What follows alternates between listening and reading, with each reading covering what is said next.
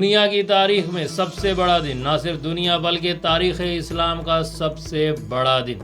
اس دن سے پہلے مکہ کے اندر چند ہی لوگ مسلمان ہوا کرتے تھے، اور اس دن کے بعد کچھ ہی عرصے کے اندر مسلمان دنیا کی سب سے بڑی سپر پاور بن گئے، اور 3 کانٹیننٹس کے اوپر مسلمانوں کی حکومت تھی۔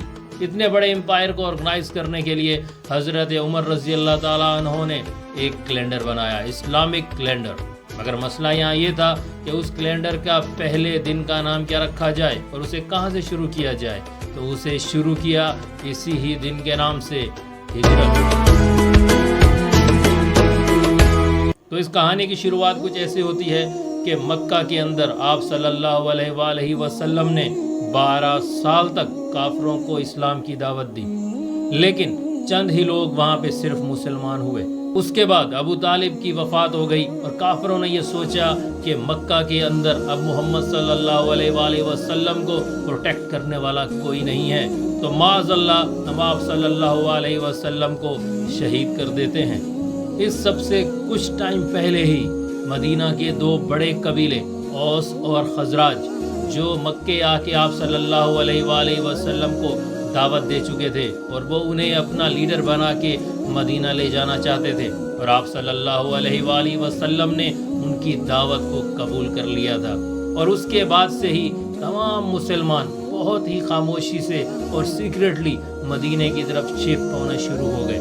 ایسا ایسا مسلمان جاتے رہے، اور اس کے بعد آخر میں 72 مسلمانوں نے ہجرت کی، اور ان 72 مسلمانوں کے بعد ہی سب سے آخر میں محمد صلی اللہ علیہ وآلہ وسلم نے ہجرت کی۔ ابو جہل نے پلان بنایا کہ وہ آپ صلی اللہ علیہ وآلہ وسلم کو معاذ اللہ کر دے گا، لیکن یہاں پہ ان کے لیے مسئلہ یہ تھا کہ آپ صلی اللہ علیہ وآلہ وسلم قریش کے قبیلے سے تھے، بنو ہاشم، جو کہ ایک قریش کا قبیلہ تھا، اور قریش کے قبیلوں کے اندر یہ چیز اس ٹائم پہ عام تھی کہ قریش کے قبیلے کے کسی بھی فرد کو اگر آپ کوئی بھی نقصان پہنچاتے تھے تو وہ بنا سوچے سمجھے اپنے لوگوں کا ساتھ دیا کرتے تھے۔ تو ابو جہل نے یہ پلان کیا کہ تمام قبیلوں سے ایک ایک فرد لے لیا جائے، اور پھر آپ صلی اللہ علیہ وآلہ وسلم کو معاذ اللہ شہید کر دیا جائے۔ تو اس کے بعد بنو ہاشم قبیلہ کبھی بھی تمام قبیلوں سے لڑنے کی جرت نہیں کرے گا۔ ایسا ہی کیا گیا، اور ہر قبیلے سے ایک ایک فرد کو چنا گیا۔ یہ ٹوٹل 11 افراد ہو گئے، اور ان 11 افراد نے رات کے اندھیرے کے اندر آپ صلی اللہ علیہ وآلہ وسلم کے گھر کے باہر پہرا دیا۔ صبح ہوتے ہی یہ آپ صلی اللہ علیہ وآلہ وسلم کے گھر میں داخل ہو گئے، اور جیسے یہ وہاں پہ پہنچے تو وہاں پہ حضرت علی سو رہے تھے۔ یہ دیکھ کے وہ حیران رہ گئے، اور انہوں نے حضرت علی رضی اللہ تعالیٰ عنہ پہ بھی تشدد کیا۔ اصل میں ہوا کچھ یوں کہ آپ صلی اللہ علیہ وآلہ وسلم حضرت ابو بکر صدیق کے ساتھ اس سے ایک دن پہلے ہی وہاں سے جا چکے تھے۔ آپ نے ایک پلان بنایا تھا، کیونکہ آپ تک کافروں کی یہ ساری معلومات پہنچ چکی تھی۔ مدینہ خانہ کعبہ سے نارتھ کی طرف ہے، جو 400 کلومیٹر بنتا ہے۔ آپ صلی اللہ علیہ وآلہ وسلم نے ساؤتھ کی طرف سفر کیا، جو یمن کی طرف جاتا ہے۔ مکے سے 5 کلومیٹر دور ہی ایک غار کے اندر آپ نے پناہ لے لی، جسے غار سور بھی کہا جاتا ہے۔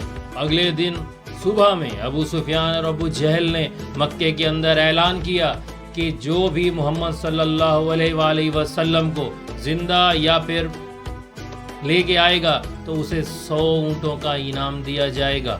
اس کے بعد کئی گروپ آپ صلی اللہ علیہ وآلہ وسلم کو ڈھونڈنے کے لیے روانہ ہو گئے۔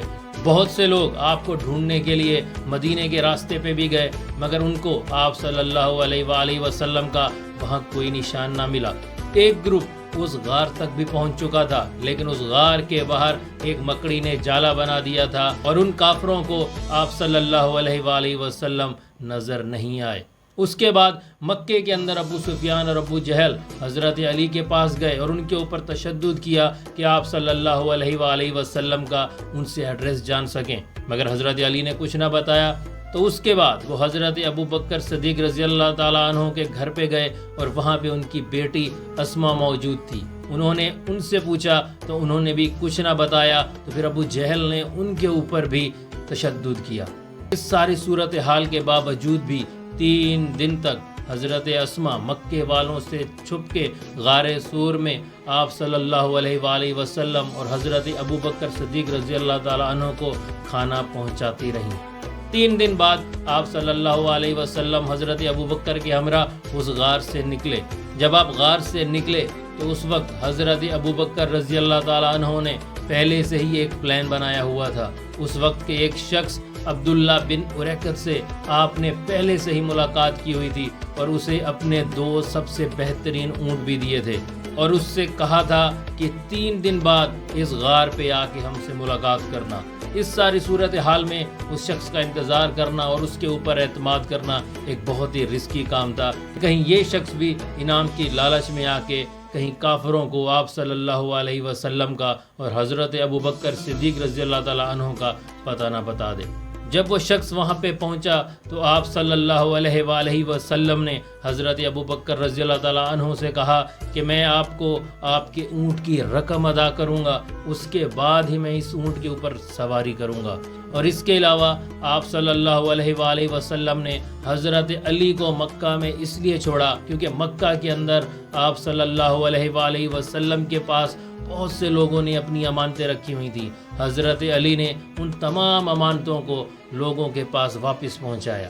اور یہاں پہ حضرت ابو بکر صدیق رضی اللہ تعالیٰ عنہ کی عبداللہ بن اریقط کو چننے کی ایک وجہ یہ بھی تھی کہ یہ عرب کے تمام خفیہ راستوں کے بارے میں جانتے تھے۔ عبداللہ بن اریقط بھی آپ صلی اللہ علیہ وآلہ وسلم اور حضرت ابو بکر صدیق کو یمن کی طرف لے کے گئے اور بہت دور تک آپ سفر کرتے رہے۔ اس کے بعد سمندر کے راستوں سے ہوتے ہوئے آگے آپ کو انہوں نے مدینے کی طرف روانہ کر دیا۔ مدینہ سے پہلے آپ نے کچھ دن قباء کے اندر قیام کیا اور اس کے بعد آپ مدینہ کی طرف تشریف لے گئے۔ مدینہ والوں نے آپ کا ایسا استقبال کیا کہ اس استقبال کو آج بھی دنیا یاد رکھتی ہے۔ وہ ایک ایسا استقبال تھا کہ ایک بادشاہ کا استقبال جس طریقے سے واقعی کیا جاتا ہے۔ وجب الشکر علینا ما دعا للہ۔ آپ کا استقبال جب مکمل ہوا تو تمام مسلمان کہنے لگے کہ آپ صلی اللہ علیہ وآلہ وسلم ہمارے گھر پہ قیام کریں۔ تو یہ فیصلہ آپ صلی اللہ علیہ وآلہ وسلم نے اپنی اونٹنی پہ چھوڑا اور کہا کہ جہاں پہ یہ اونٹنی جا کے بیٹھے گی میں وہیں پہ قیام کروں گا۔ پھر اونٹنی ایک جگہ بیٹھی اور مسجد نبوی بھی وہیں پہ بنائی گئی تھی۔ مدینہ والوں کا یہ فیصلہ ایک ایسا فیصلہ تھا جو پورے مدینہ شہر کی تاریخ بدلنے جا رہا تھا۔ آنے والے وقتوں میں، آنے والے کچھ ہی سالوں کے اندر مدینہ سے ہی 3 کانٹیننٹ کے اوپر مسلمانوں کی حکومت تھی اور مسلمان دنیا کی سب سے بڑی سپر پاور بن گئے تھے۔